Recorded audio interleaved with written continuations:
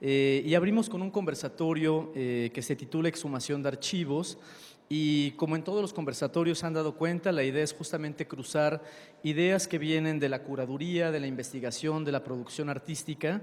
Y en este tenor, justamente las invitadas atraviesan estos perfiles. Quiero presentar primero a Christiane Burkhardt, que abrirá el conversatorio.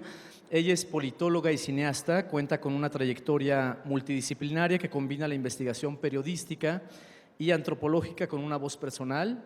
En sus películas utiliza el diario y el ensayo personal para abordar la memoria íntima y social.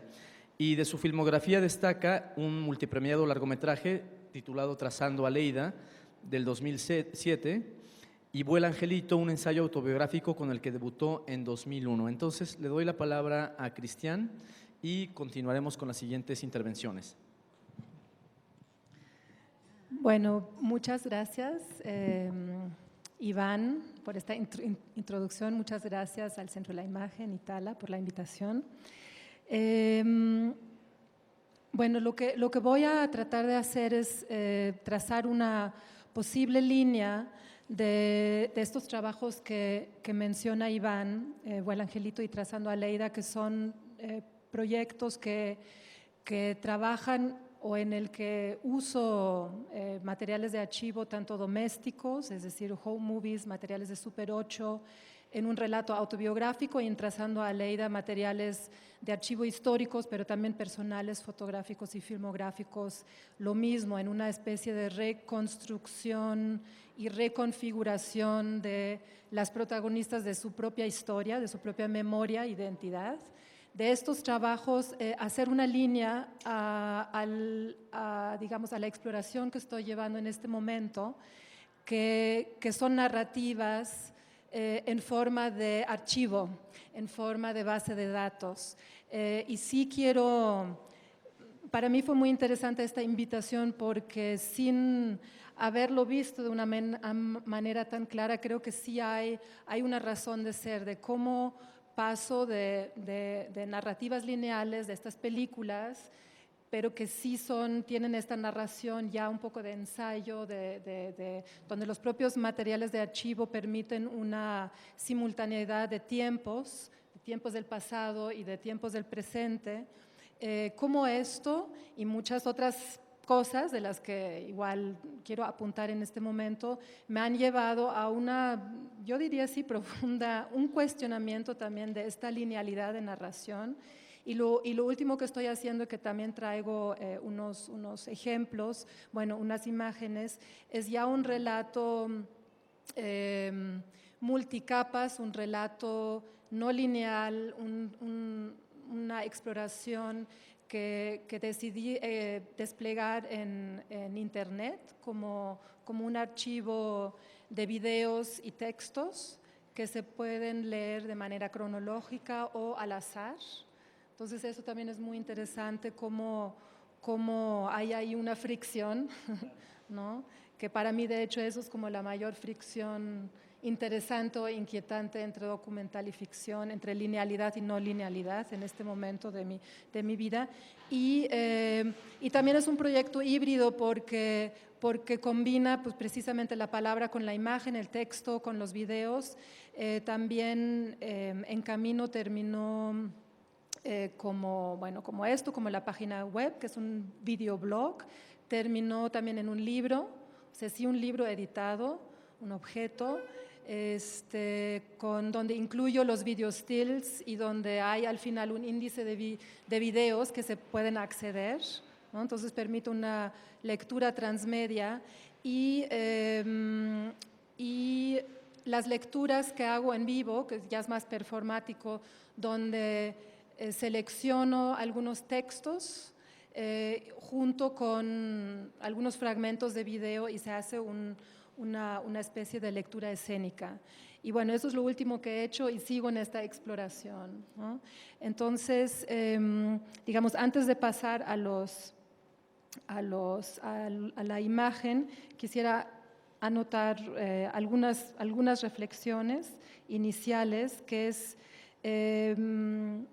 por los cuales sí creo que ambas prácticas están relacionadas, es que en mis trabajos anteriores, donde las protagonistas están revisando sus propios materiales de archivo de Super 8, en Vuela Angelito y en Trazando a Aleida, los materiales de archivo en un contexto político, ella es hija de desaparecidos políticos, entonces revisa los expedientes, los archivos de sus padres desaparecidos. Y en el centro de la narración, en el centro del relato cinematográfico, está precisamente el proceso de dar lectura a estos materiales y a partir de esa lectura hacer una construcción de memoria, una construcción también de identidad pues sanadora, personal, ¿no? Entonces, creo que poner el proceso de investigación y de investigación en estos relatos en el centro de la película, al final sí me ha llevado a reflexionar sobre eso, dónde está realmente la historia, en los márgenes, que es la investigación. Normalmente la investigación queda invisible y al final queda la punta del iceberg y hay un relato que se destila y la investigación queda invisible, o usar una lógica al revés, que es visibilizar la investigación y que el centro quede invisible de alguna manera, que la película o las películas, que es ya lo último que estoy haciendo, la película queda, digamos, implícita en los procesos de investigación. Ok. Bueno, voy a empezar entonces nada más porque no va a haber mucho más tiempo, pero para que vean de qué se trata. En Angelitos, Vuela Angelito es un relato autobiográfico, como dijo Iván, mi debut, donde trabajo con materiales de Super 8 que mi madre filmó durante su vida. Y ella y mi papá fallecieron en un accidente de avión, entonces yo 20 años después rescato estos materiales en una reelaboración del dolor, del luto, y con la finalidad pues ya lo verán, un poco como de unir tiempos y de crear un espacio cinematográfico donde pudiéramos convivir en un espacio de memoria. Voy a iniciar voy a iniciar y luego me voy a brincar al final porque no va a haber tiempo de todo. Son fragmentos nada más.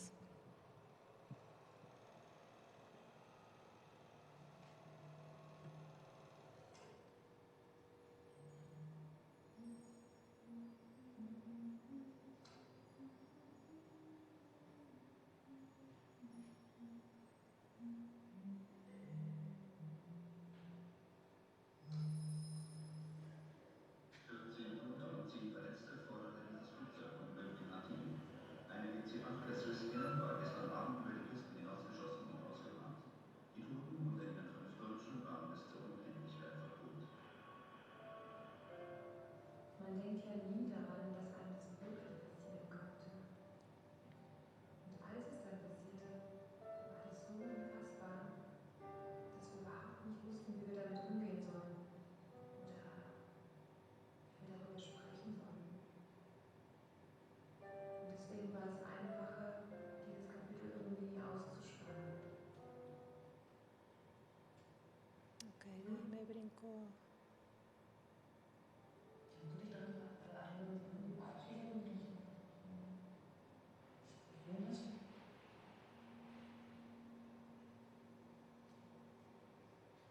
Die letzten Aufnahmen, die unsere Mutter gefilmt hat. Über 8 Aufnahmen noch für 1,5 Monate, bevor wir ihn schoben mussten. Das sind die letzten Aufnahmen, sowohl von uns Kindern als auch von den Eltern.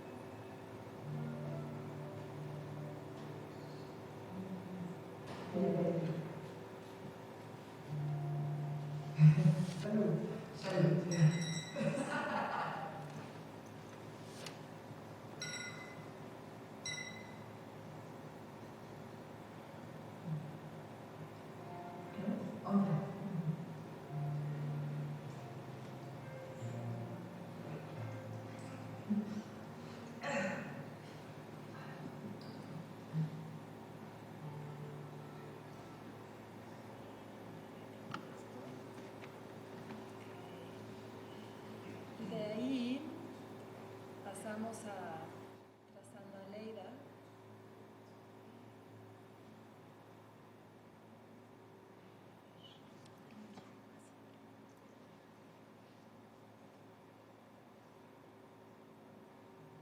A la liga ingresa en 1973, lugar donde radica Esto es, algunos lo reconocen, seguro es el Archivo General de la Nación, que anteriormente fue una cárcel y que paradójicamente los hijos de desaparecidos tuvieron que ir ahí a hacer la reconstrucción de sus padres detenidos eventualmente ahí en estas celdas.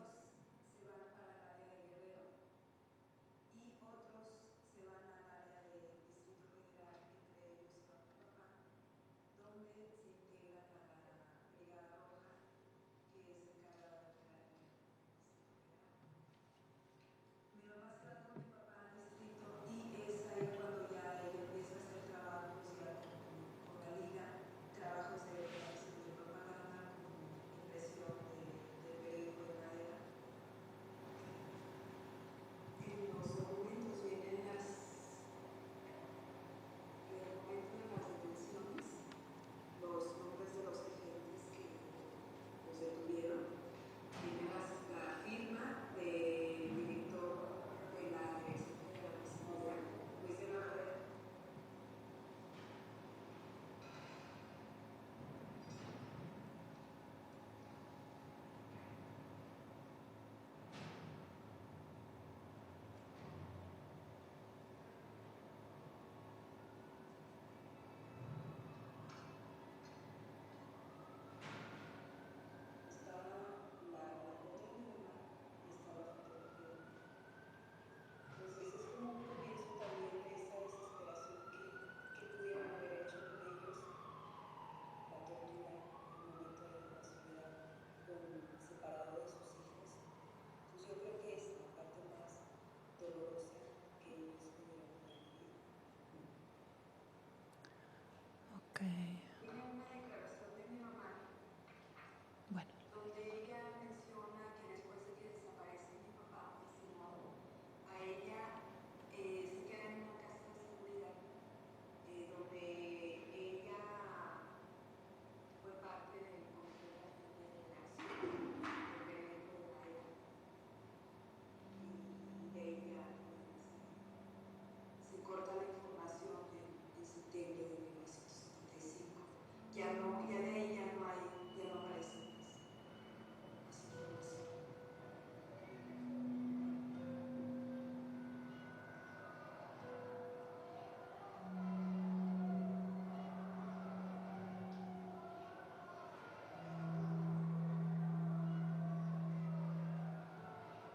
Es una cantidad impresionante de desaparecidos, de ejecutados. Todos los líderes de la liga fueron eliminados.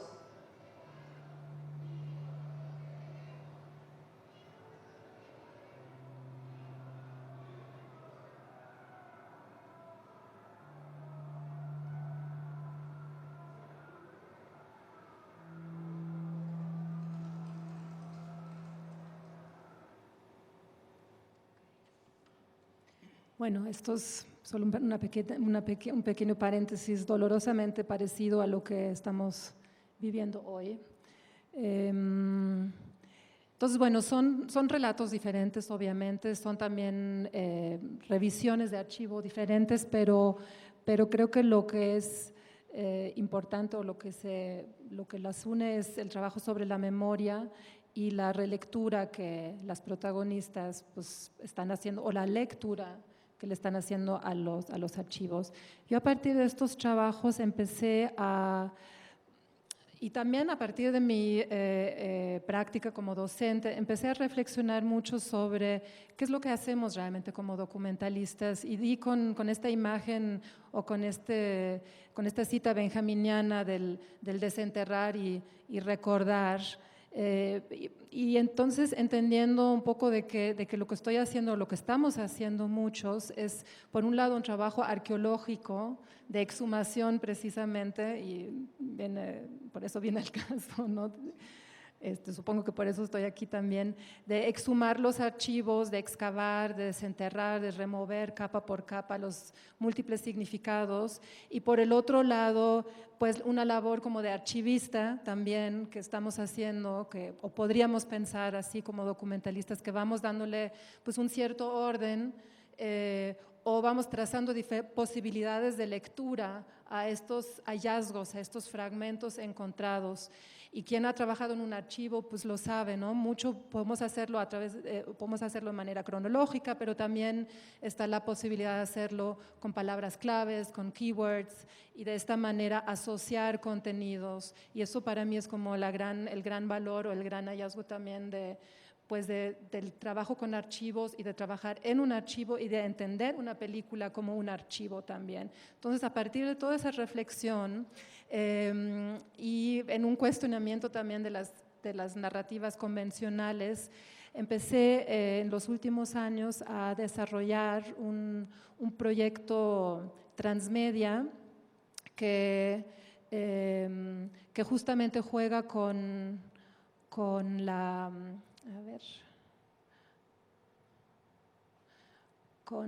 idea de, aquí, gracias, del viaje y de la arqueología, pero justo como una metáfora de lo que estamos haciendo, como que de alguna manera quise poner en el centro de la narración y en el centro de la exploración mis propios viajes, mi propio caminar, se llama En Camino, Tanushimbal, que esto es la traducción al maya, y empecé a ir a sitios de excavaciones arqueológicas, principalmente en Yucatán, pero también en otros lugares, para mirar, o sea, es un trabajo más formal, para mirar la labor de los arqueólogos, en esa búsqueda de imágenes que pudieran hablarme de esta labor misma, de hacer retículas, de remover la superficie, de cómo se ve esto, de las capas, cómo se ve físicamente, y de inspirarme entonces, o de trazar un relato posible a partir de esta observación de la labor arqueológica, pero incluyendo en el relato también otras capas de recuerdos y de memoria personales. Entonces, como fueron viajes muchas veces con mi hija, de pronto sí aparecen notas personales, autobiográficos en el mismo, y lo van a ver en la misma página y en el mismo libro, y de pronto reflexiones más periodísticas de lo que estaba sucediendo en este momento. Es decir, la vida se vuelve un poco como un archivo donde obviamente voy seleccionando, no cabe todo, voy seleccionando, pero donde el relato no se construye en una historia lineal, sino es una historia rizomática, es una historia que solo se conecta por las asociaciones posibles entre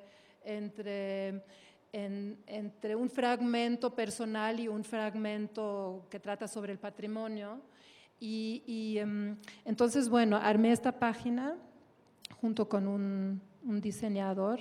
Esto es una grabación, no es la página misma, es www.videoexcavación, y la voy a recorrer un poco con el cursor. Se entra aquí, entonces se despliegan aquí una serie de circulitos con números en maya y con fechas del calendario gregoriano, con imágenes, videos que se pueden cliquear, ya lo van a ver. Entonces vamos a verlo así, se mueven, se abren, uno lo cliquea, entonces se abren los textos, como aquí se puede apreciar, y se abren también los videos. ¿no? Y entonces, exacto, se pueden ver así en chiquito, se pueden ver en grande.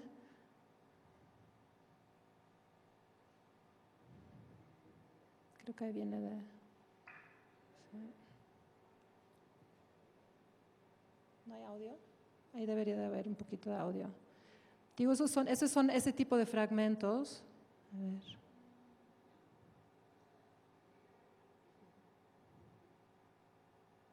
Bueno, no sé por qué no se escucha. Tiene, ¿no? Aquí, exacto.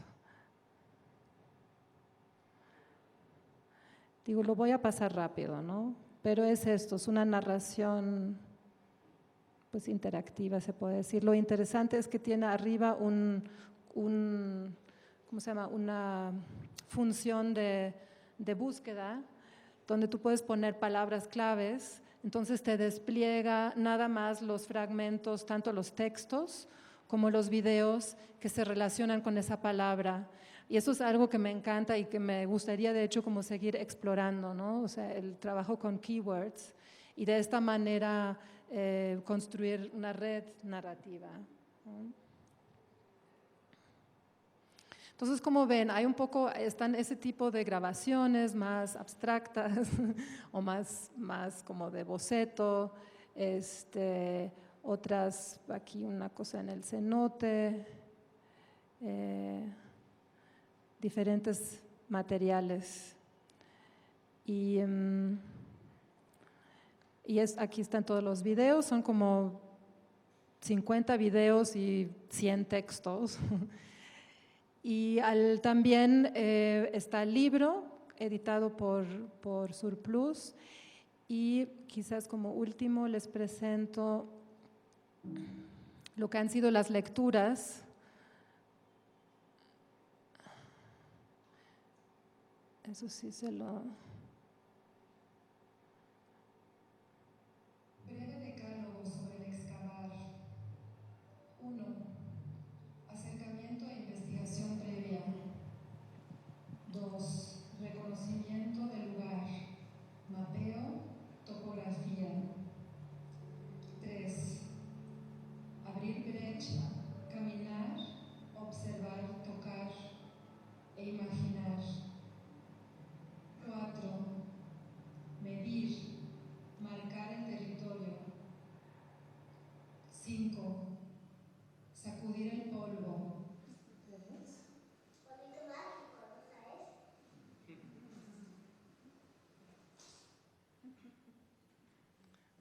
6. Remover la superficie capa por capa. Excavar por áreas de retículas.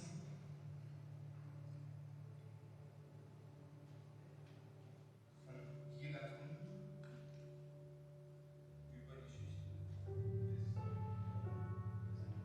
des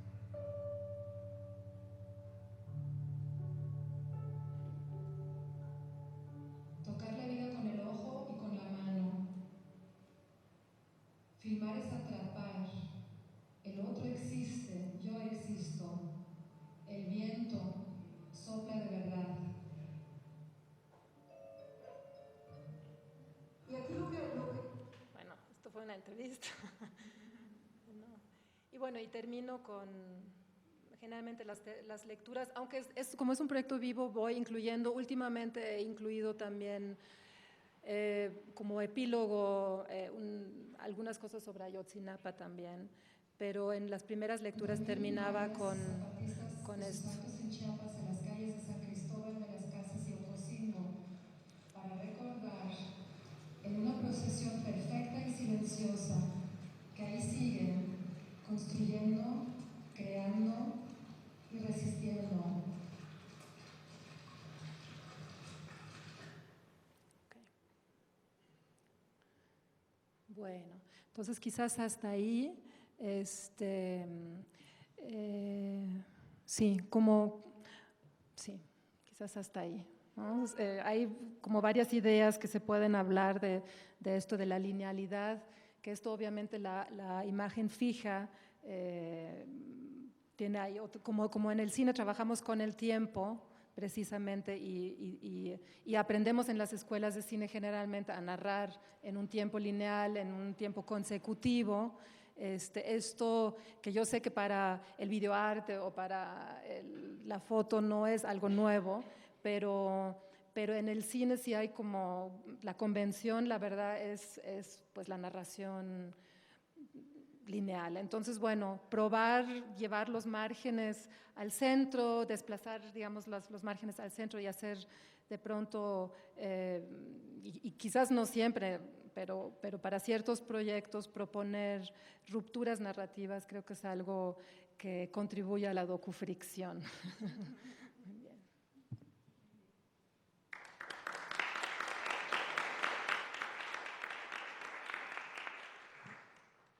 Bueno, quisiera antes de presentar a Cristina hacer alguna acotación específicamente por el título de este conversatorio, que tiene mucho que ver con lo que Cristian ha presentado, que es la exhumación de archivos.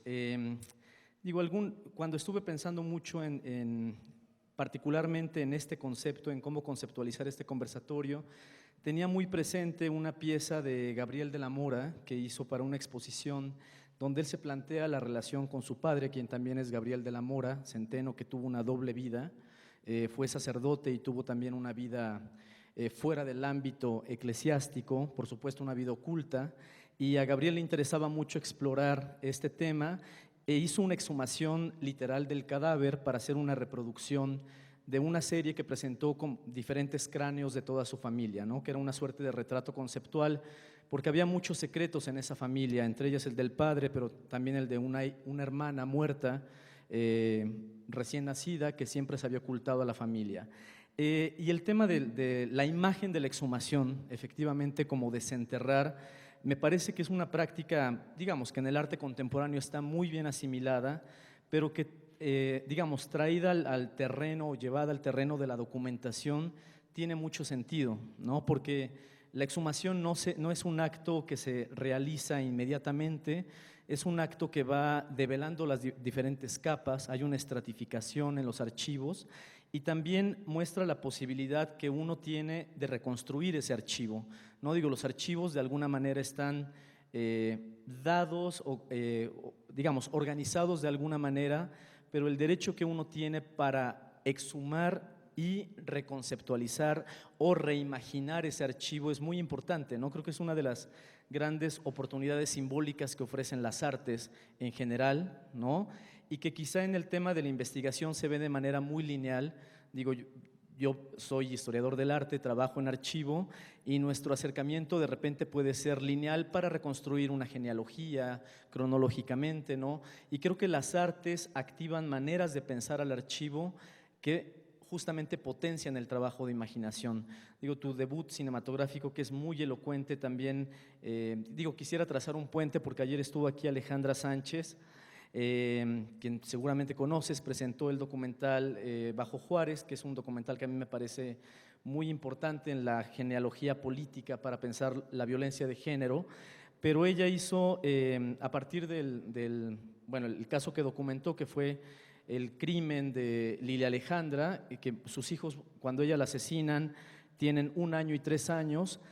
Recientemente tuvo la oportunidad de trabajar con ellos en una ficción documental siendo adolescentes, ¿no? O sea, esta posibilidad de volver sobre el archivo, pero volver con otras estrategias, no para documentar ya un entorno, digamos, doloroso, ¿no? Lacrimógeno de alguna manera, donde hay mucho dolor e incapacidad también de ver las cosas con claridad, y pensar ahora desde una ficción documental donde ella involucra a Tito Vasconcelos, ¿no? O sea, actores con estos chavos que sí les pasó el dolor más fuerte, ¿no? Entonces, me parece que es muy importante, quienes estamos pensando el documental, pensar en estas prácticas de desenterramiento, de excavación, no para encontrar una verdad, sino para encontrar otras maneras de contar, ¿no? Creo que para mí es como lo más potencial que puede dar el término. Bueno, tenía que hacer esta acotación, me parecía importante por el título, y voy a presentar a Cristina de Midel. Ella es fotógrafa documental y artista. En 2012 publicó su fotolibro Afronautas, una reacción a las limitaciones del lenguaje documental para describir y explicar el mundo. la relación entre la fotografía, la realidad y la verdad, junto con el papel que los medios de comunicación juegan en ella, forman parte de sus inquietudes artísticas. Qué bien explicado. Me lo tienes que pasar ese texto. Buenas tardes, gracias por venir, gracias por invitarme. Yo voy a intentar ser concisa, voy a intentar no perderme, aunque me cuesta siempre un poco, y ceñirme un poco al aspecto de archivo que tiene mi trabajo. Ahora mismo estoy bastante explayada y estoy tocando muchas teclas al mismo tiempo, pero el archivo desde luego es una parte importante de lo que vengo desarrollando. Yo estuve trabajando en prensa durante 10 años en España, y entonces no es que tenía una relación del archivo de reflexión hacia él, sino que directamente lo estaba creando, ¿no? Supone que la verdad que sale en los periódicos es lo que quedará en las hemerotecas, que luego vendrán los aliens dentro de 50 años a ver cómo éramos, ¿no? Entonces formaba parte del archivo vivo, ¿no? Y estaba creando esa verdad. Y llegó un momento en que ya no me creía que eso era la verdad. Empecé a tener una crisis seria con el valor documental de la imagen y qué había de verdad en eso. Después de cierto tiempo decidí dejar el periodismo y fue un poco el desencadenante de todo, fue, haciendo la historia bastante corta, fue precisamente un archivo, un vídeo que me encontré en YouTube haciendo un poco de investigación extraña para proyectos que me sacasen un poco de la rutina de la prensa diaria. Y me encontré este vídeo, que es sobre el programa espacial zambiano, en 1964. Fue navegando de un sitio bizarro a otro. De repente le doy al clic y digo, esto no me creía lo que estaba viendo. Digo, ¿cómo es posible? Debe ser. Yo estaba totalmente convencida que era un proyecto de Fontcuberta, que estaba esperando a que alguien lo descubriese. Digo, porque en ningún momento a mí se me pasó por la idea que era posible, por la cabeza que fuera posible que África intentase ir a la Luna. Eran dos conceptos que para mí no podían estar juntos de ninguna manera. Esa fricción entre lo que yo esperaba del continente y lo que me estaban diciendo ahí, pues hizo que me diese cuenta que realmente digamos, si mi intención inicial cuando empecé a ser fotógrafa y fotógrafa documental era cambiar el mundo con esta visión romántica del fotoperiodismo, a través de la fotografía, pues antes de conseguirlo había que cambiar la fotografía. Para cambiar el mundo con la fotografía hay que cambiar la fotografía primero, porque, bueno, hay muchas razones ahí. Pero ahí me dije, bueno, voy a empezar a pensar un poco qué hago yo con fotografía. La historia, por si alguno no la sabe, es en 1964, cuando Zambia se independizó del Reino Unido. Pues quería mostrarle al resto del mundo que eran un país tan grande e importante como las grandes potencias de la época, y que eran Estados Unidos y la Unión Soviética, y en este momento estaban en plena Guerra Fría luchando por poner el primer hombre en órbita, ¿no? Zambia decidió que iban a entrar en la carrera espacial y empezaron a entrenar a 10 hombres, a una mujer y a 2 gatos para ir a la Luna por un sistema de catapulta que habían inventado, y luego de ahí a Marte, en fin, toda una historia. Era increíble a todos los niveles y había muy poca documentación. Yo encontré solo un artículo de prensa y un par de cartas que se intercambiaron los ministros, pero claro, era una historia que para mí no solo había que contar a nivel anecdótico, que tiene su gracia, sino por la reacción que a mí, que estaba intentando controlar eso, me había provocado, esa falta de concordancia entre lo que estaba viendo y lo que mi cabeza estaba procesando, ¿no? Entonces decidí contar la historia, pues más centrándome en lo que ocurrió, en cómo yo pensaba que había ocurrido, es decir, documentar lo que yo me imaginaba, generar un archivo imaginario basado en los clichés y en los estereotipos que estaban en la base de yo no creerme esta historia, ¿no? Entonces creé esta serie que se llama Afronautas, que desde el inicio, o sea, el título ya era un chiste que se quedó ahí. Entonces lo que hice fue coger estereotipos tanto de África como de la carrera espacial y pues buscar a gente africana y pues, hacer puestas en escena. La serie, pues hay de todo. Bueno, un poco retomando todo, hablan de aliens, entonces retomé también de mi propio archivo.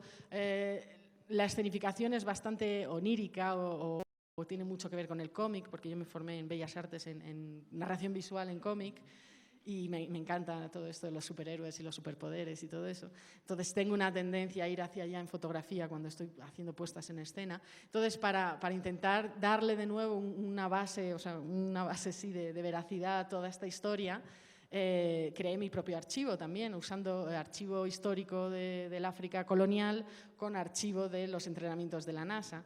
con este porcentaje de 50% una cosa y 50% la otra, ¿no? Las fotos son igual, 50% de lo que creemos que es la carrera espacial y 50% lo que creemos que es África. Pues con el archivo hice lo mismo, ¿no? Entonces, pues como en prensa aprendí a retocar muy bien para poder manipular las imágenes, pues parece que ese archivo es real, pero lógicamente no lo es. Son eso, mitad y mitad de cada. Retomé fotos, pues este es el caso de Malik Sidibé. Iba retomando realmente todas las imágenes que a mí me recordaban África y el espacio y las mezclaba en una coctelera muy divertida, ¿no? Este es el único artículo de prensa que hay, luego hay 2 cartas más, le cambié la cabeza y le puse a mí, astronauta, y no al verdadero creador del programa. Y bueno, saqué el libro en el año 2012, fue todo un fenómeno, pues porque un poco era cuando empezaba a ponerse de moda el fotolibro. Tuvo un par de padrinos así ilustres que hicieron que de repente se convirtió en todo un fenómeno muy extraño, difícil de controlar, pero que hace que esté aquí ahora, o sea que bienvenido sea. Y tuvo cosas muy buenas, lógicamente me situó en la escena internacional de fotografía, me permitió poder seguir desarrollando estas ideas y hacer lo que me da la gana, que es lo que hago ahora. Pero por otro lado, también creó muchas, bueno, hubo también su downside, ¿no? Su lado malo, ¿no? Por ejemplo, esta imagen, a modo de anécdota, cuando estaba haciendo el libro yo necesitaba dibujos y necesitaba archivo, entonces necesitaba fotos de cómo eran cómo era Zambia en los años 60, ¿no? Y quería carnaval en Zambia y trajes rituales zambianos, ¿no? Entonces me fui a Google Images y puse Traditional Costume Zambia 60, ¿no? Algo así. Entonces me salió una serie de imágenes y esas son las imágenes. Esto, por ejemplo, son trajes de lo que es el carnaval vudú, más o menos, de Zambia, trajes tradicionales, como puede ser el de aquí, el de mariachi, o en España, el de sevillana. Trajes tradicionales de Zambia en los 60, ¿no? Entonces, pues cogí, hice mis dibujos, los adapté, quité una cosa, quité la otra. Y 2 años después, cuando ya el libro ya había recorrido pues todo el mundo, recibí una carta de un abogado de Nueva York diciéndome que por infracción de copyright, ¿no? La señora que había hecho la foto en Zambia, pues, fotos de retratos de gente de ahí, que me reclamaba y tuve que pagar bastante dinero por haber hecho un dibujo de la foto que ella había hecho de unos señores que se visten todos los años igual, ¿no?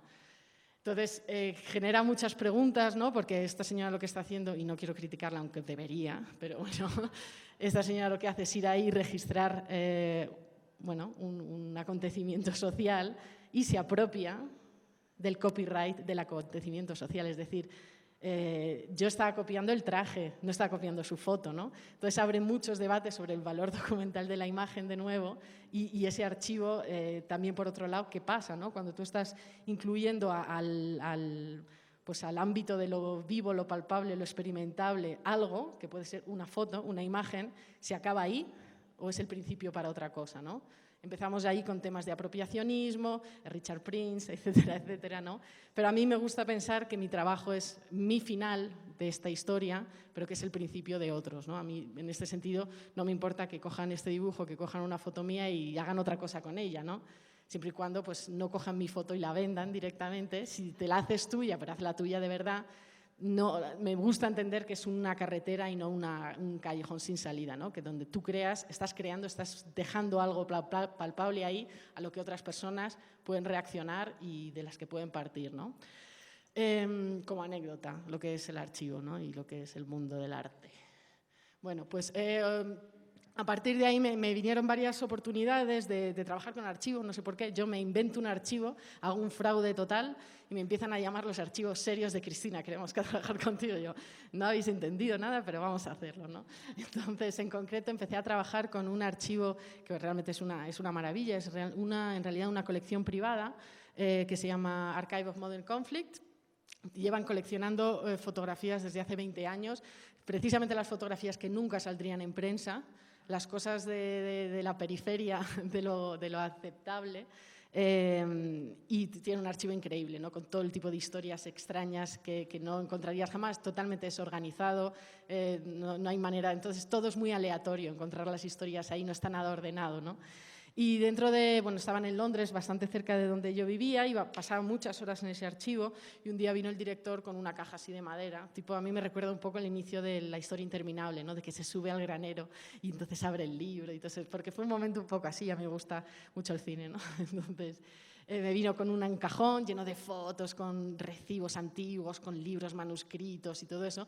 Y me empieza a leer, había un diario de un capitán y cuenta la historia de un grupo de exploradores que en el año 1911, justo pocos años después de que hubiesen descubierto el Polo Norte, y como se puso de moda entre la alta sociedad, pues como se van ahora de safari, pues vamos al Polo Norte, ¿no? Y volvemos con el triunfito, con el trofeo y tal. Entonces, había muchas expediciones que eran científicas y otras que no lo eran tanto, ¿no? Esta en concreto seguramente era la menos científica de todas. Y se juntaron un grupo de alemanes y un grupo de ingleses para intentar redescubrir, que ya era bastante absurdo, redescubrir una isla llamada Jan Mayen, que está entre Groenlandia e Islandia, pequeñita, que ya llevaban usando los balleneros desde hacía muchos años, pero que nunca se había estudiado como científicamente. En el contexto histórico en el que ya en 1911, un poquito antes de la Primera Guerra Mundial, ya había cierta tensión entre alemanes e ingleses, empezaron a navegar, todos se supone que eran pues uno biólogo, otro ornitólogo, todos eran enólogos, y cuando empezaron a navegar nadie tenía ni idea de nada, solo tenían mucho dinero, no tenían ni una brújula, pero por esta cuestión de orgullo de yo no voy a abandonar, siguieron hasta que al final consiguieron llegar a la isla. Pero el barco era tan grande y tan lujoso que no pudieron acercárselo bastante a la isla para poner el pie y, digamos, conquistarla o al menos estudiarla. Entonces, bueno, decidieron darse la vuelta.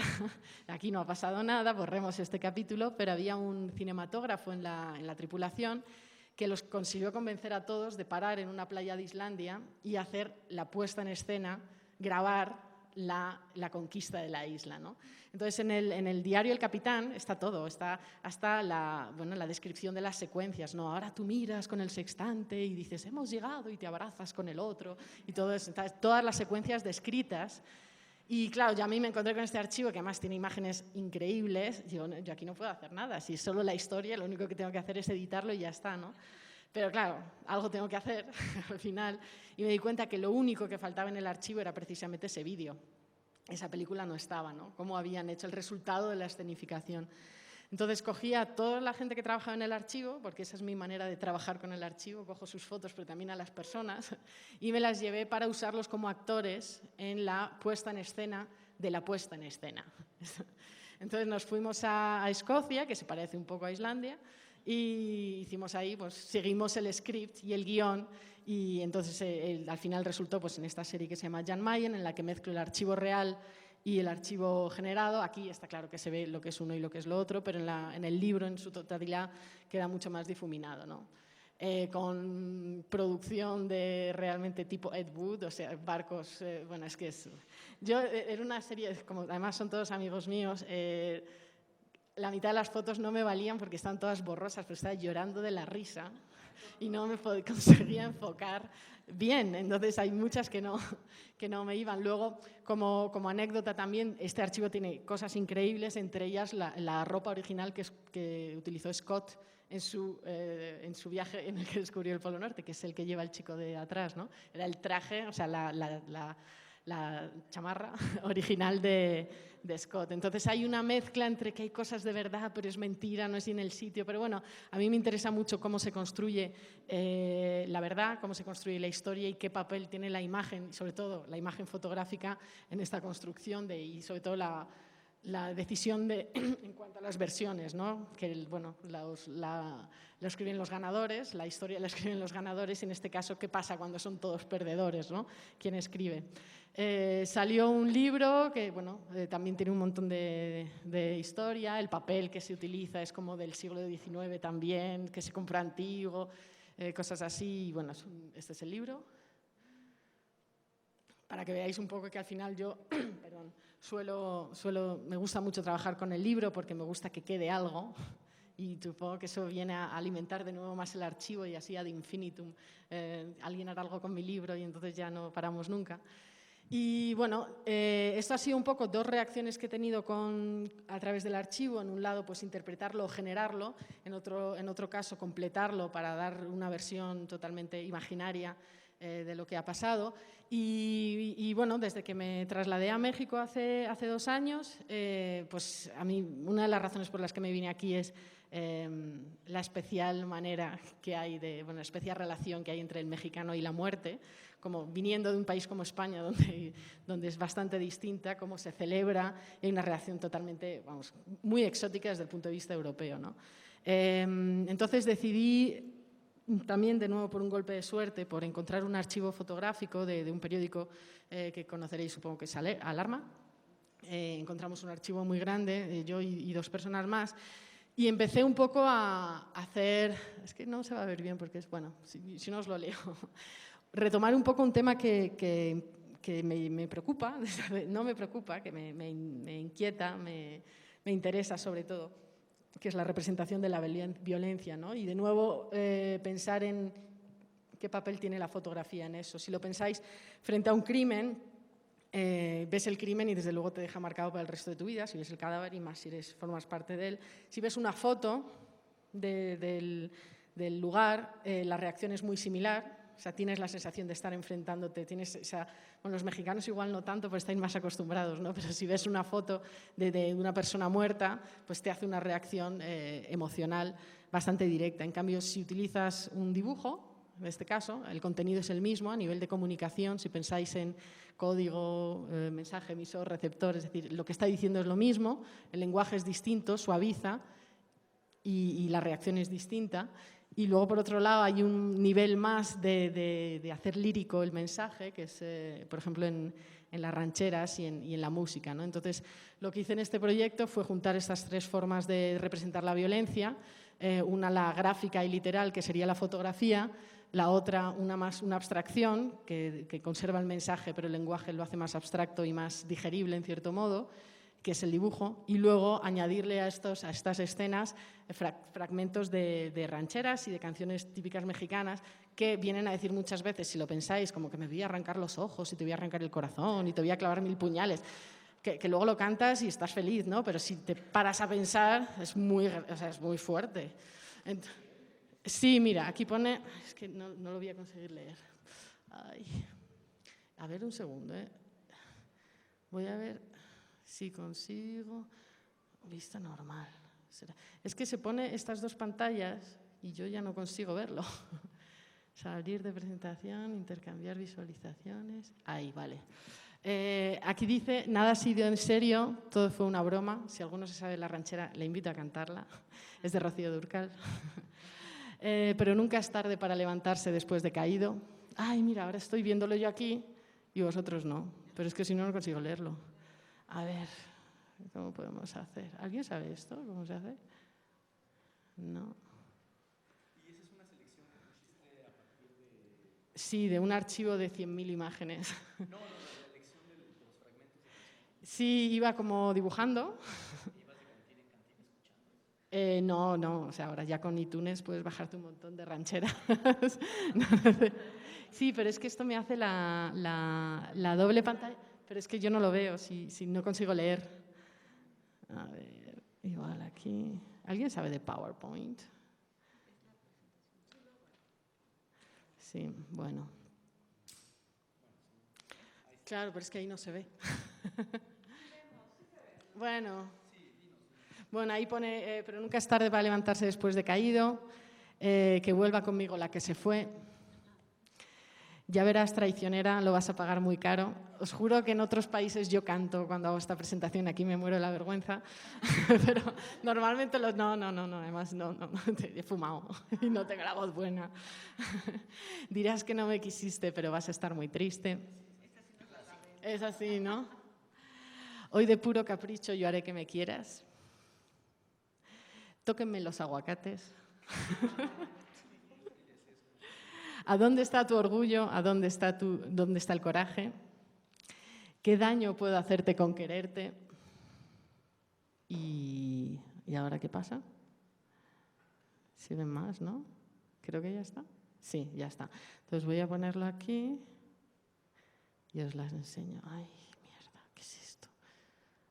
Ay, perdón, yo lo intento. Ay. Es que había una cosa que podías darle. Bueno, básicamente, ahí está. A ver si consigo intercambiar. Pero es que ahora yo no lo veo aquí. Sí, pero es que yo aquí no lo veo. Ir a diapositiva. Automática, flecha, oculto, color de la pluma. Ay, qué difícil esto. Ay. Bueno, lo he intentado. Me encantaría... Es que ahora no puedo, ¿ves? Ahí no me sale. Ay. Pues no.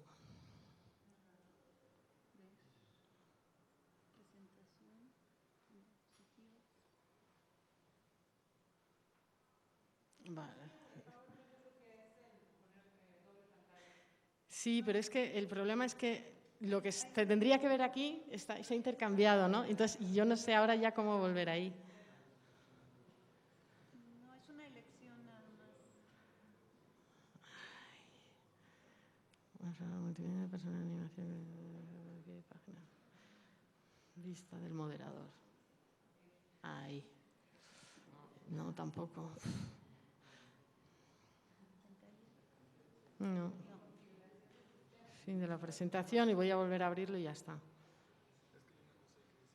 Sí, pero no me sale en mi pantalla, entonces no le puedo dar. Lo siento, ¿eh? A ver. A ver, yo creo que ahora debe... No, es que sigue ahí, ¿ves? Creo que aquí abajo a los programas, hay que meterse aquí algo. Claro, pero sí.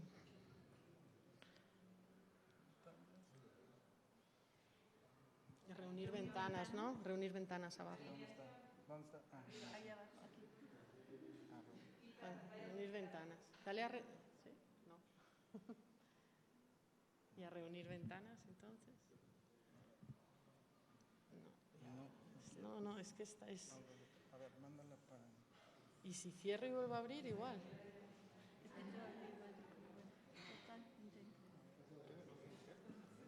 Es que no puedo ver. ¿Quieres abrirla? A ver. Está como en... Que se ve aquí doble, pero... ¿Ves? Donde pone intercambiar visualizaciones, aquí no me sale. ¿Sabes? Bueno, de todos modos, lo veis, eran mis últimas fotos. Me gustaría enseñaros los dibujos grandes, pero bueno, sale el libro en noviembre con RM y se va a llamar Cucurrucucú, con todas las fotos y todos los dibujos y demás. Y eso es lo que tengo. Cucurrucucú, sí.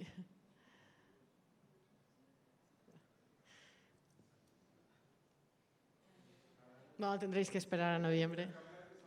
Sí, pero es que en esta pantalla no te da esa opción. Ah, vale, pues entonces dale a intercambiar aquí.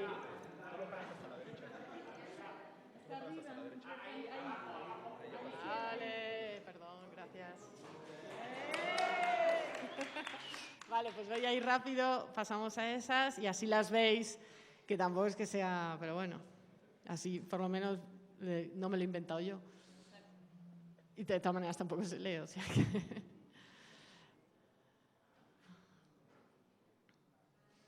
Y es una manera también para mí de... Yo empecé a hacer fotos para poder dibujarlas después y tener un archivo visual de todas las cosas del mundo. Entonces ha sido como una vuelta a esto que me interesaba, ¿no?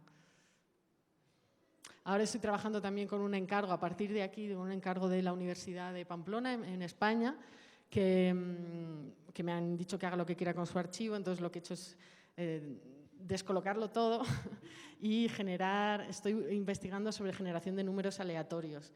Entonces voy a un brujo en India y a un chamán en India y le digo, dime 5 números de tal a tal, de tal a tal. Entonces él me dice unos números, de esos números yo saco una foto del archivo y hace una combinación de 5 imágenes y a partir de ahí hago un dibujo. O sea, es todo pues, un punto de vista bastante irreverente hacia el archivo, ¿no? Y eso, y bueno, otra cosa que me interesa también es estos mixed feelings, o sea, una cosa que normalmente deberías estar impactada o triste o enfadada, que te termines riendo de ello, ¿no? Que no sepas cómo reaccionar a una imagen, porque me parece que eso es la clave de que la fotografía crezca y empiece a consolidarse como lenguaje, ¿no? Que quitemos esos códigos, ¿no? Que si ves a una señora con un niño y con ruinas detrás, no digas, ah, sí, Beirut. O si ves a uno tirando una piedra y dices, ah, sí, Palestina. Que empecemos de nuevo a leer las imágenes y a entenderlas y desproveerlas un poco de ese estereotipo, ¿no? Y entonces para mí eso ocurre cuando no sabes cómo reaccionar a una imagen, ¿no? Como que te da risa y te da pena, te da miedo y te da asco, que tienes reacciones emocionales mezcladas, ¿no? Y ya está, eso.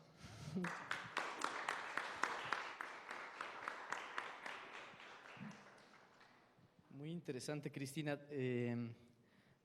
Pienso mucho, creo que tu trabajo lo atraviesa como tú bien lo dijiste, la irreverencia, el humor negro de alguna manera.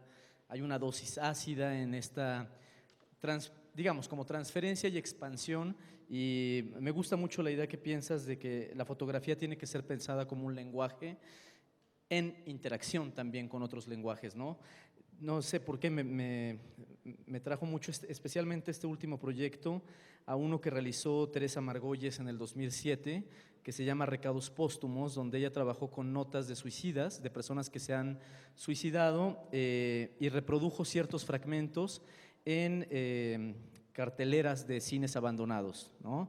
Entonces, algunas, no sé, recuerdo una que decía, adiós te dice la gorda, la fea, a la que nunca amaste, ¿no? Entonces aparecía como en el telón, ¿no? Así de ese cine abandonado, y realmente no sabes cómo reaccionar, ¿no? De entrada, porque ya es un cine abandonado, parece ser, la serie opera sobre el camuflaje de alguna manera conceptual, pero creo que la experiencia de dislocar al espectador es muy interesante, bajo un tratamiento de archivo también muy ácido, muy negro, ¿no? Entonces, gracias por tu participación, y quiero presentar a Rebeca Monroy, que ella está en representación de un seminario muy importante en este país, en México, que es la mirada documental, y que justamente en la configuración de este encuentro nos parecía absolutamente relevante incorporarlos dentro de la discusión, porque han formado a la gente que está escribiendo sobre fotografía, que está debatiendo sobre fotografía en el campo académico, y Rebeca Monroy junto con Alberto del Castillo, que no pudo estar presente, han sido dos de los pioneros en la generación de este espacio académico. Bueno, Rebeca es profesora investigadora de la Dirección de Estudios Históricos del INAH, estudió artes visuales en la Escuela Nacional de Artes Plásticas de la UNAM y la maestría y doctorado en Historia del Arte en la misma universidad, y coordina, junto con Alberto del Castillo, el seminario La Mirada Documental. Y Alberto, que no está presente, pero lo haremos presente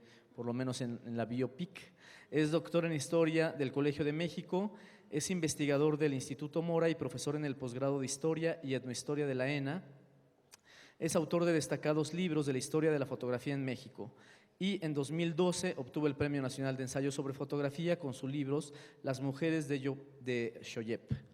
Bueno. Muchas gracias aquí. Muchas gracias, antes que nada, bueno, por supuesto, a Itala Schmelz por estar en este espacio, a Iván que organizó esta mesa maravillosa. Vengo un poco en representación de Alberto, que está en la Argentina, y les manda muchos saludos, porque, bueno, no pudo estar aquí, se le encimaron los dos eventos, y un poco me congratulo de estar en este evento porque creo que estoy justo en donde necesitamos estar los que estamos trabajando lo que es la teoría, la metodología y el análisis de las imágenes.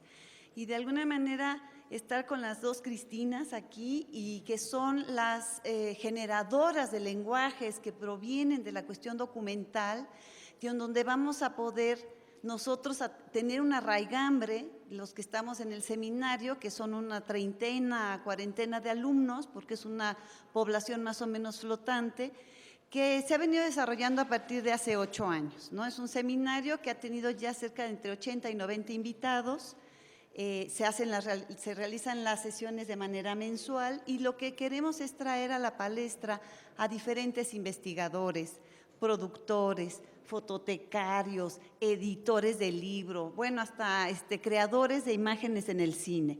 Entonces ha sido muy rico porque es poder tener a los chicos que están realizando sus diversas tesis ya sea de maestría, licenciatura, doctorado, y que abreven desde los diferentes focos de atención que se pueden trabajar las imágenes. Aquí yo les traigo, bueno, más o menos van a ir pasando las imágenes, no está amarrado el discurso a la imagen, porque la idea un poco es que también funcione de manera autónoma. ¿Y cuáles han sido todas estas vertientes de apreciación que hemos trabajado desde la contextualización? Porque una de lo que partimos es la idea de que una fotografía no dice más que 1000 palabras, si no la sabemos contextualizar, puede decir mucho más, ¿no? Entonces, ¿cuál es el entorno de creación? ¿Cuál es el entorno en el que se usó primigeniamente? ¿Cuáles son las fuentes documentales que la pueden enriquecer? ¿Cuáles son sus limitaciones? Obviamente, como cualquier documento, tiene limitaciones claras que no va a permitir que el alumno abreve y cómo cuestionar esa fuente. Nos hemos encontrado con que cada una de las investigaciones realiza su propia metodología, que eso a mí me parece maravilloso. Entonces, habrá quien estudie a un fotógrafo en la Sierra de Papantla, bueno, o en Puebla, y él va a tener que buscar una especificidad concreta, ¿no? Habrá quien revise Soyep como Alberto, bueno, va a tener que biografiar la imagen y ver de dónde viene esa foto y cómo se ha ido modificando con el tiempo y con los años. Entonces, hemos encontrado una cantidad de herramienta que, por supuesto, tomamos de la historia del arte, de una cantidad de disciplinas, y ahí también se vuelve un poco transdisciplinario, ¿no? La cuestión como que rebasamos nuestra propia. Tenemos un arqueólogo, ahorita que decías, que está haciendo la arqueología de la imagen, yendo a estudios antiguos y viendo cómo rescatan las cámaras de estos fotógrafos de estudio en la Villa de Guadalupe, por ejemplo, ¿no? Entonces ha sido muy rico porque no amarramos a nadie a una metodología, no obligamos, sino más bien nos enriquecemos de ellos. Y en este sentido, bueno, hemos ido de alguna manera con la historiografía que se ha ido generando, Claudia Canales, Boris Kosoy, las cuestiones de 1976, 78, 80, que son los coloquios latinoamericanos que vienen a enriquecer muchísimo a este país, y con la riqueza de las imágenes latinas, ¿no? Entonces, todo esto vamos revisando con los diferentes especialistas que se van presentando, y también tenemos fotógrafos. Y eso creo que ha sido uno de los beneficios más claros, porque no es nada más teorizar, sino que también los chavos tienen que ver cómo se paran en el tripié del otro, ¿no? ¿Qué pasa? Esta cuestión empática que es tan importante, porque yo tengo que saber cómo usaban el daguerrotipo para ver cuáles son las problemáticas que presenta el daguerrotipo. ¿Qué problemáticas presentaba la fotografía analógica y cuáles presenta la digital ahora?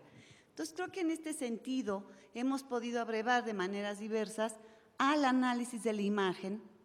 En este caso, por ejemplo, lo que estamos viendo es cómo la presencia de diarios como el 1+1 y La Jornada dieron paso a encontrar imágenes diversas, a que se gestara una cuna de fotógrafos muy importantes en este país, fotodocumentalistas y fotoperiodistas, que abrieron y abrevaron a nuevas imágenes.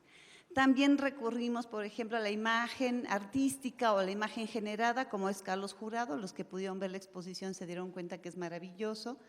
¿Y cuál es la historiografía, cuál es la historia que hemos estado trabajando ya desde hace varias décadas? Porque parece muy reciente, pero ya tiene su cuño finalmente. Iván lo sabe, él ya está inmerso en estas tareas terroríficas de la historia de la fotografía.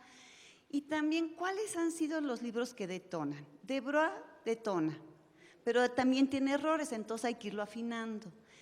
Rosa Casanova, Claudia Canales, Rita Eder, en fin, son una serie de personajes que han pasado por la fotografía, por la historia, que han enriquecido esto. Ahora hay que seguir y trascender, eso es una parte sustancial. Entonces, también analizamos a los de afuera, digamos, a Philippe Dubois, el índice, a Boris Kosoy. Tenemos la presencia de Laura González, que ha sido muy importante porque es de nuestras teóricas más sólidas en México y que además ha generado conceptos muy importantes. Y a partir de todo esto hemos ido enriqueciendo a los alumnos. Consideramos que, bueno, tenemos ya más de un centenar de tesis, no todas dirigidas por nosotros, porque eso sería absurdo, sino que también provienen de otros profesores, maestros, y el seminario es abierto, ¿no? El que quiera ir puede asistir, no tiene que estar bajo nuestras alitas, sino al contrario, pueden asistir y proveernos de mayor información. Otras de las betas que han sido importantes pues son las revistas. Luna Córnea, Alquimia, Cuarto Oscuro, son importantísimas para nuestro devenir, el estudio de la fotohistoria y de la historia gráfica. Entonces, esto también nos ha permitido abrir las puertas a tesis al extranjero. Hay ahorita 3 tesis en España, una en Francia. Hemos tenido además contactos importantes con investigadores externos. Hemos abierto las puertas, bueno, está Argentina, que Alberto en una estadía de 1 año en su sabático logró abrir una importante beta. Y tenemos contactos con Chile, con Brasil, con gente que está muy a la vanguardia. Brasil está verdaderamente impresionante en lo que es la conceptualización y la realización de materiales en torno a la fotografía. Y ahora tenemos un proyecto que se llama Fodomex, que es a 3 años con Francia, en particular con la Universidad Jean Jaurès de Toulouse, en donde vamos a ir y venir investigadores para enriquecer tanto la parte mexicana en Toulouse, como las investigadoras vendrán acá a México. Entonces, bueno, hemos ido extendiendo de alguna manera las posibilidades de análisis, de discurso, de contraste de nuestros trabajos, y creo que esto nos ha permitido que los alumnos tengan una beta mucho más profunda de análisis y discusión. Por otro lado, retomamos también aquellos elementos que siguen enriqueciendo el día a día de la fotografía y la historia, y hemos abierto, hay historia gráfica, fotohistoria, biografía de la imagen, hay una cantidad de relatos que se han dado que yo creo que está muy rica la beta, ¿no? Hemos tenido alumnos que han ganado aquí el fotoensayo. En 2012 Raquel Navarro consiguió un premio por su fotoensayo, y David Fajardo también. Entonces, creo que se ha permitido a la vuelta de los años, de 8 años, varias generaciones. Esta es como la 3ª generación clara. Están como aquellos fotohistoriadores que iniciaron, que no estaban inmersos en la fotografía, que eran críticos de arte, historiadores del arte. Una segunda camada en donde estamos nosotros, que le dimos un segundo impulso, y yo creo que viene esta 3ª generación muy sólida, muy fuerte, que tendrá que incrustarse en el mercado de trabajo, que tendrá que buscar nuevas betas y dar nuevas soluciones a viejos problemas, ¿no? Y nuevas soluciones a problemas actuales como esto de la fotografía digital, que creo que es una de las tareas inminentes e inmediatas del análisis de la fotografía digital. Finalmente, ahorita van a ver algunos de los fotógrafos que han estado con nosotros. Bueno, ha estado Elsa Medina, Bo Shalwick, en fin, va a estar Marco Antonio Cruz, Ángeles Torrejón. Entonces, tenemos un gran acceso, la gente va con una intención muy clara de mostrar sus trabajos y de tener un diálogo. El grupo es fuerte, digamos, en términos de que sí hacen lecturas, sí trabajan, sí presentan, pero a la vez es muy amable, ¿no? O sea, no es un tiroteo duro, es un tiroteo suave, cálido, amoroso, que sí hemos promovido esto, ¿no? Estas son las partes, los nexos con Argentina que hemos tenido, sobre todo con la fotografía y los fotógrafos de la dictadura, que exactamente en eso se encuentra ahora Alberto, acotando algunos trabajos con un fotógrafo de la dictadura. Estas son algunas de las imágenes que además, bueno, se conectaron muy bien con todo lo que fue Ayotzinapa. Finalmente, en ese periplo fue lo de Ayotzinapa, y a ellos, los argentinos, les hizo mucha crisis la cuestión de los… Así es. Brodsky, monasterio acá. No. Digo que se hizo una conexión ahí. Así es, y cuando vino, incluso algunas de las fotos que traía venía la hija de Alberto en las imágenes, ¿no? Entonces, bueno, digamos que esto ha sido, y contándonos, reconectándonos con nuestro 68 y todo este devenir que ahorita vemos, la Liga 23 de septiembre, Boris Kosoy nos hizo un artículo en torno a la fotografía policíaca de Brasil. Entonces, cómo si los temas finalmente se van conectando en este periplo, en este momento de arduas realidades, ¿no? Y a la par hemos realizado, ya llevamos 3 coloquios de la mirada documental. Estamos trabajando el 4º, que se hará este año, con participación exclusivamente de alumnos, comentados por profesores, ¿no?, de talla así ya más sólida, para que puedan avanzar en sus trabajos. Sería más o menos el dibujo de lo que estamos trabajando. No sé si tengan preguntas por ahí, podemos ampliar la duda, ¿no? Bueno, aquí queda, les sigo pasando las imágenes, ya vamos a terminar. Este es el libro editado por el Centro de la Imagen de Raquel. Y las nuevas tesis que están mucho en torno, me parece que la cuestión de las masacres desde los 90, la cuestión del alzamiento del zapatismo, ha generado una beta muy importante en el fotodocumentalismo. Sacamos esta revista Alquimia con puras plumas nuevas. Nuestro editor, José Antonio Rodríguez, nos permitió que trabajaran puros chicos de la mirada documental, casi todas mujeres, ¿no? Curiosamente tenemos un fuerte bastión femenino y guerrillero femenino. No son tan aguerridas. Creo. Y finalmente, bueno, hemos incorporado los nuevos materiales y yo les comentaría algunas de las betas que hemos abierto, ¿no? Rápidamente, en lo que se acaban de pasar los contextos de la imagen, para que digan más que 1000 palabras, que retomando a Cosoy y John Mraz, la confirmación de que la fotografía sí es un discurso visual con una gramática particular que hay que aprender a leer y a releer y descontaminarse de este día a día, en donde, bueno, releemos a Rodríguez, Escorza, Córdoba, González. Los juegos inter, multi y transdisciplinarios, la necesidad de trabajar abiertos a otras formas de abordajes de la imagen, con Canales, del Castillo, Morales, la presencia de otras manifestaciones literarias, plásticas, musicales, cinematográficas, entre otras, es decir, desde el ámbito cultural y social de la realización, con Casanova, de Braz, Dorotinsky, la injerencia de otros discursos en el ámbito fotográfico, para ello revisar la biográfico, el uso social primigenio, el uso secundario, Escorza, Macé, Montellano, Aguilar, Peñalosa, el cotejo y cuestionamiento de las imágenes fotográficas con las historias de vida de los fotógrafos y la necesidad de contextualizar los hallazgos, lo conceptual y teórico, Cosoy y González Flores, biografiar la imagen, Maguad, Rodríguez del Castillo y la parte estética.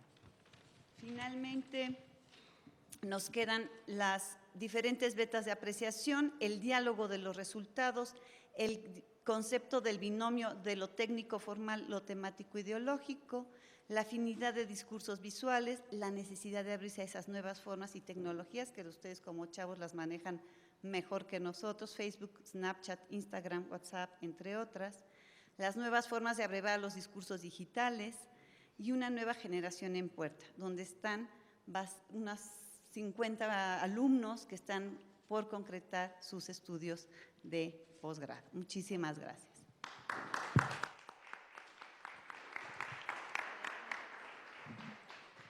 Bueno, muchas gracias, Rebeca, en nombre del seminario La Mirada Documental.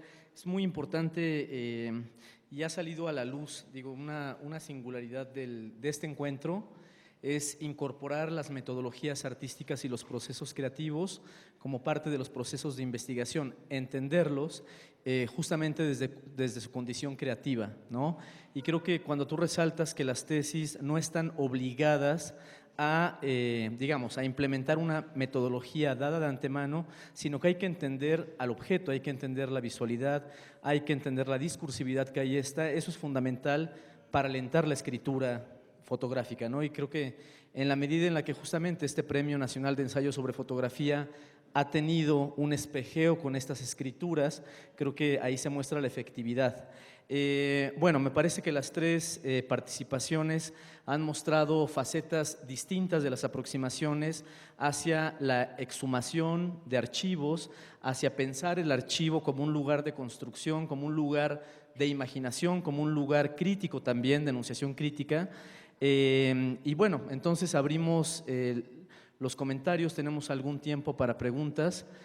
Anímense, veo que aquí Alejandro Cartagena quiere preguntar, veo que también Omar Gámez también está ansioso por preguntar. Digo, hay mucha gente, Lucía también, todos quieren preguntar, entonces aquí está. Es una pregunta para Cristina de Midel. porque ella mencionaba, bueno, primero quién hizo los dibujos, cuando haces este paralelo con las fotos de la alarma, y después lanzaste un comentario, o sea, entiendo la idea del humor negro de las canciones, desde el mismo título de la serie de Cucurrucucú, pero luego mencionabas que el dibujo estaba suavizando esta parte de violencia. ¿Por qué te interesa a ti suavizar la violencia de esas imágenes originales? Primero, los dibujos los hago yo. Y segundo, no es que me interesa suavizarla, o sea, las imágenes y la violencia es la que hay, la imagen fotográfica que la ha registrado es la que hay. Yo no formo parte del proceso ni tengo en mi agenda suavizar nada. Simplemente me gusta estudiar las diferentes reacciones emocionales que se tienen ante un contenido, hasta un mensaje, que puede ser esto ha ocurrido y es terrible, o sea, han matado a esta persona, cómo los distintos lenguajes te hacen reaccionar de manera distinta, ¿no? O sea, por ejemplo, en la canción, cualquier canción, ¿no? Cualquiera que diga me voy a partir el pecho por tu amor, te lo cantas y estás, ay, qué bien, y se lo dices a tu novia y todo eso, pero luego haces una foto de una persona que se está partiendo el pecho y no es lo mismo, ¿no? Entonces, es realmente dentro de un contexto que es el mexicano, en el que me parece, desde el punto de vista de mi cultura, de donde vengo yo, que me parece muy interesante la relación que hay con la muerte y con la representación de la violencia, un estudio sobre los distintos lenguajes para representar y para explicar esa violencia, que van desde el más literal hasta el más lírico, ¿no? Y hacer una mezcla de esos tres y ver qué pasa, ¿no? Desde luego no estoy diciendo nada, simplemente lanzo una cosa que a mí me parece interesante y la pongo ahí para que la gente la vea, ¿no?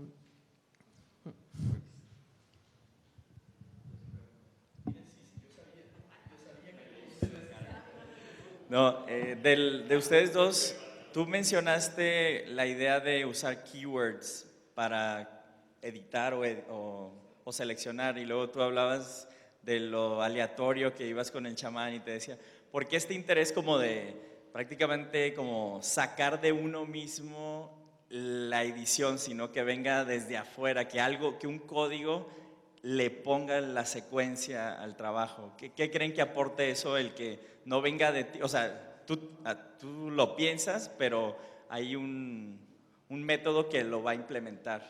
¿Qué crees que logres con eso? O sea, ¿a dónde crees que te lleve eso?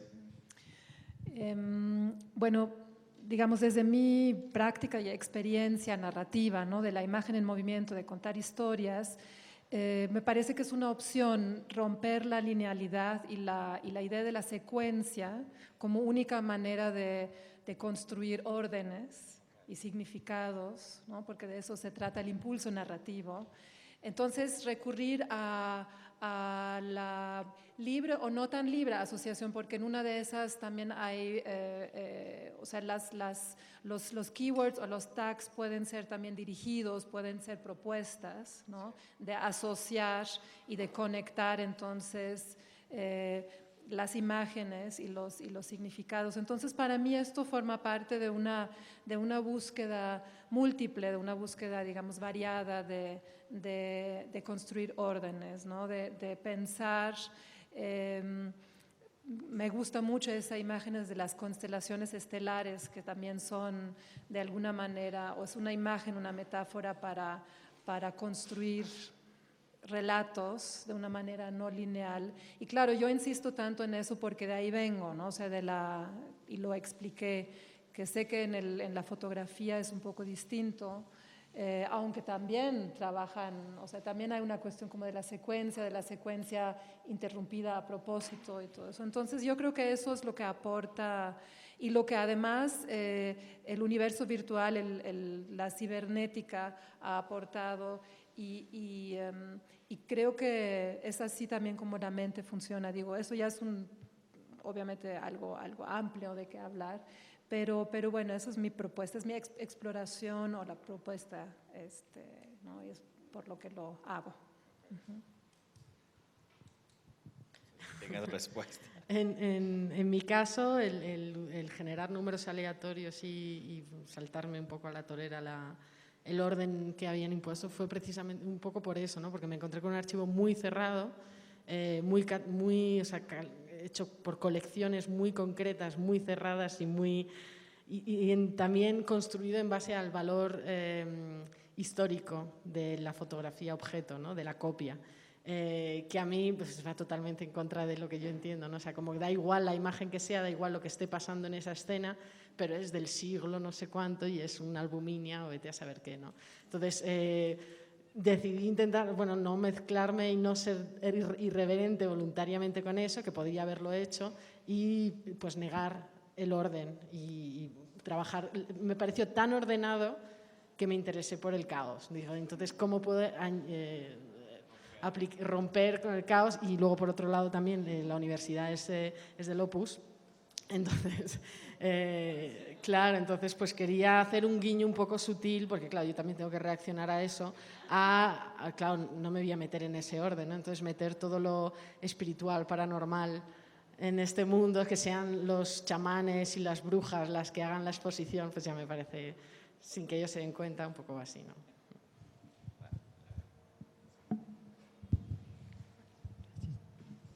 ¿Alguien más tiene preguntas? Sí, tal.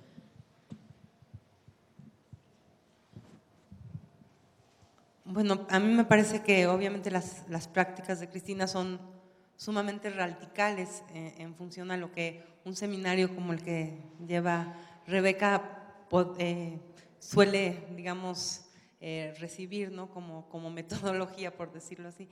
A mí me gustaría saber de parte de Rebeca, ¿cómo entiendes las aportaciones que trabajos como los de Cristina, es decir, trabajos, prácticas deconstructivas, francamente, de archivo, y que están apostando por otras metodologías, por llamarla así, y que están apostando por el conocimiento y están apostando por entender, por criticar, por revisar la historia, es decir, no están nada más cuando… ¿Tú cómo entiendes? ¿Qué le aporta al ámbito académico? ¿Y cómo lo pueden aceptar o hasta dónde o que no? O sea, ¿qué es eso de agarrar al azar imágenes? ¿Cómo podría? O sea, o por ejemplo esto que dice de que al traer al medio del Opus Dei una acción en donde lo racional no opera, ¿cómo eso genera pensamiento, conocimiento, actualización de cosas? Claro, no, yo creo que una de las cosas que sí, bueno, hemos enfocado tanto al pasado y a la cuestión documental, que también necesitamos abrevar la cuestión de lo estético, de la creatividad, y por eso llamamos a los fotógrafos. Creo que estas prácticas que ellas tienen, tanto la parte como sanadora en un duelo, a partir de revisar y ver, lo hicimos un poco con Ana Casas, cuando viene y habla de su cuerpo y su fotografía, entonces los chicos se dan cuenta que hay una producción detrás y que hay mucho que trabajo detrás y pensamiento detrás. No es nomás una cosa que de repente dicen dispara la cámara y se desmitifica mucho. Y otra parte que es importante es justamente cómo pueden penetrar, sí, y si hay alumnos que tienen muy deconstruido incluso los núcleos, y a veces hay que centrarlos un poco, porque si no, no acaban, no tienen, y aquí uno de los elementos fundamentales es que logren tener un objeto, una tesis, ¿no? Se reciban, concluyan, cierren un ciclo, pero que sí entren también en esta cuestión de la historia de las mentalidades. Uno de los trabajos que tenemos es avanzar mucho más profundo en todas estas historias que hay ahora de vida cotidiana, de las mentalidades, y profundizar no solo en un aspecto, ver a Nacho López en todo su ámbito, en su parte muy creativa y muy locochona. Por eso metí el ojo de Nacho al principio, ¿no? O cuando fue Elsa Medina, por ejemplo, y nos platicó de cómo entró en esta parte de las migraciones y cómo se plantea y todo el sufrimiento que hay detrás o el gozo que puede haber detrás, creo que es bien importante. No es leer un documento, sentarte en el archivo, verlo y hacer una conexión a la hemeroteca y luego una redacción bonita, ¿no? Sino verdaderamente poder penetrar y entrar en la entraña de la imagen, tanto de sus orillas para adentro como para afuera. Y eso es una cosa que sí hemos procurado que trabajen, que entiendan el reverso de la moneda y no nada más hagan un documento por recibirse, sino también penetren en el… Aquí está, por ejemplo, Raúl, que trabaja a Ángeles Torrejón, que está trabajando la parte de las mujeres en Chiapas, que José Antonio le dice que es una fotógrafa de guerra y hay resistencia de parte de Raúl, dice no, y está bien, él tiene que penetrar a su personaje y ver si es esto y entrar en diálogo y a la vez hacer historia oral. Entonces creo que todo esto nos va enriqueciendo cuando tienen esta presencia en el seminario justamente, ¿no? Sí, no, sí, me parece que sí. No, hay algo, digo, no quisiera dejar de apuntarlo, digamos, que tiene que ver con la dimensión política en la exhumación de archivos y, digamos, más allá de que pueda ser un gesto iconoclasta, como en el caso de Cristina, que pueda ser un gesto poético, como en el caso de Cristian, digamos, esta exhumación de archivos en tanto acto civil replantea las relaciones entre, digamos, política y visualidad, política y ciudadanía, ¿no? O sea, creo que cuando un artista realmente trabaja y se interna en el trabajo de archivo, un investigador igualmente, ¿no? Para trabajar cierto tipo de discursividad, finalmente está haciendo un acto político que, digamos, con frecuencia es un acto que tiene una, digamos, como un sesgo crítico, ¿no? Entonces, no sé si pudieran como hablar de algo sobre esto.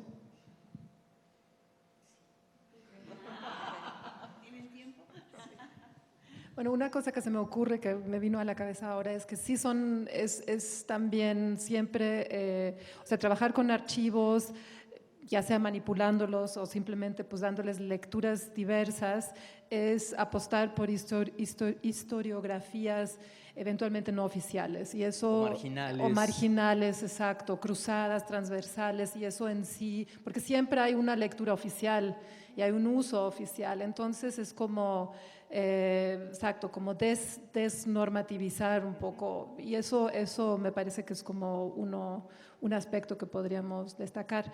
Y por el otro lado, jugando con la idea de la exhumación, se me ocurre también ese otro término que es forense o forensis, que también es algo que se está usando cada vez más en muchos ámbitos, ¿no? Muy interesante cómo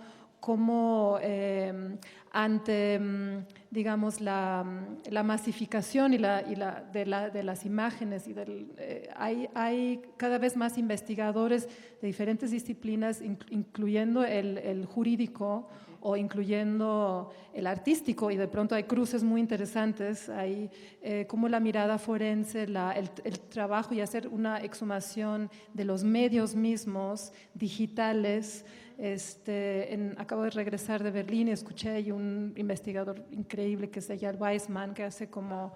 Sí, que hace, exacto, dedicado a esto, que hace una revisión con muchos recursos de los medios para irse a zonas de conflicto, zonas de crisis, de guerra, y revisa imágenes de pronto que circulan en internet y los coteja y llega entonces a conclusiones legales y de jurisprudencia importantes, pero también estéticas increíbles, ¿no? Hace una revisión, por ejemplo, de las nubes de la detonación de ciertas bombas y que a partir de ahí se pueden como concluir ciertas cosas, pero además estas imágenes son hermosísimas. Entonces, bueno, muy interesante, ¿no? Entonces,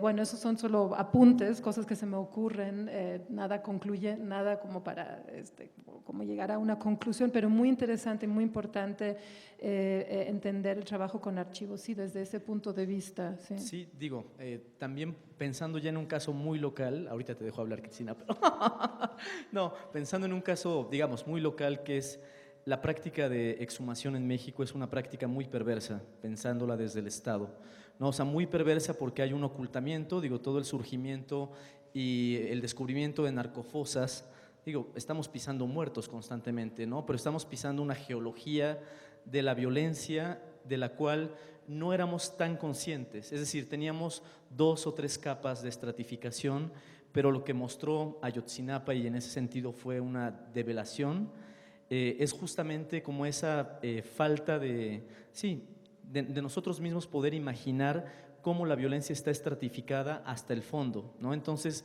exhumar, digo, por eso insistí un poco en el título de esta mesa, creo que también siempre exige un replanteamiento crítico o un planteamiento crítico. De esto último que has dicho, en cuanto al planteamiento crítico, precisamente estábamos hablando hace unos minutos de eso, y retomo un poco esta agenda política que puede haber en mi trabajo o en el tuyo, y qué relación con con un posicionamiento político puede tener trabajar con archivo, ¿no? Vivimos según mí, desde luego siempre es mi opinión, en unos momentos, especialmente ahora, en el que la gente es muy fácil de manipular. La fotografía ha tenido un papel fundamental en ello, ¿no? Esta asimilación mecánica que hay entre la imagen fotográfica y el documento veraz ha sido utilizada desde casi que se inventó la fotografía para manipular y controlar la opinión de la gente, ¿no? A mí me parece que, bueno, como artista, como ciudadana, como mujer y como fotógrafa también, hay que ponerlo encima de la mesa, hay que abrir el debate. La fotografía no se puede parar ahí y hay que abrir el debate. Mi trabajo no pretende negar una verdad, pretende que la gente se la cuestione y en ese sentido romper estas asimilaciones, estas reacciones mecánicas que hay cuando se consume una imagen es el principio de una educación para crear, y yo desde luego no me pongo en el punto del educador, yo solo digo que es necesaria la educación, no digo yo lo que hay que enseñar, sino apunto al tema de la necesaria educación visual de la gente, sobre todo de las nuevas generaciones en las que ya el lenguaje visual se ha conformado como seguramente el del futuro, si no lo está siendo ya. Ya hay conceptos que solo se entienden con imágenes, que no se pueden traducir de otra manera, ¿no? Y el ejemplo tonto sería a lo mejor el emoticono de la caquita. Que alguien me diga qué significa eso. Y todos lo usamos y todo está ahí. Entonces ya hay conceptos que tienen asociada simplemente una imagen. Y hay que educarse visualmente, igual que nos educamos alfabéticamente, igual que nos educamos de otra manera. Y es necesaria apuntar la necesidad de esa educación, que si lo dejamos en manos de los políticos o de las instituciones, pues lo que van a convertirnos es en un rebaño que vota a Trump.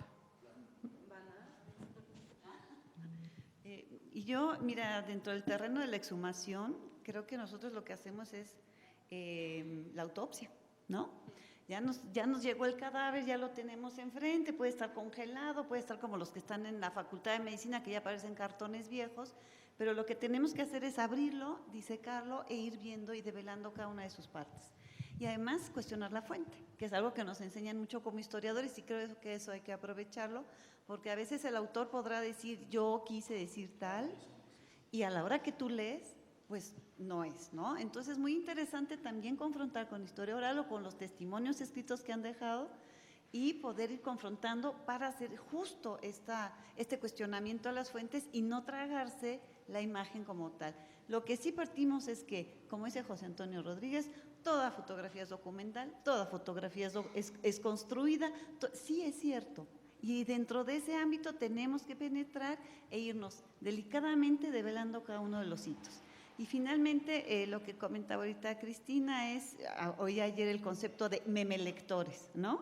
Y tengo un adolescente que es memelector, ¿no? Entonces digo, madre, ¿para dónde va esta generación que ya no pueden estar 5 minutos frente a un museo, ¿no? Una foto, sí, bueno, 5 no, ya me excedí, pero es muy difícil. Entonces están consumiendo imágenes y están consumiendo información con una velocidad que de repente sí hay que meter freno y decir, a ver, vamos a sentarnos a ver y a leer de nuevo lo que tenemos enfrente, ¿no?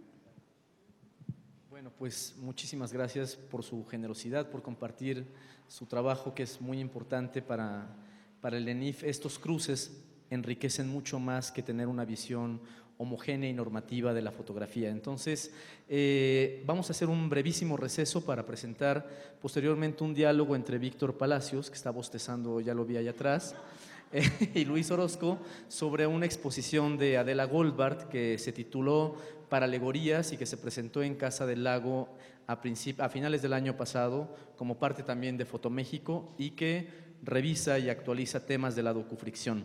Entonces hacemos un brevísimo repaso y un aplauso para las invitadas.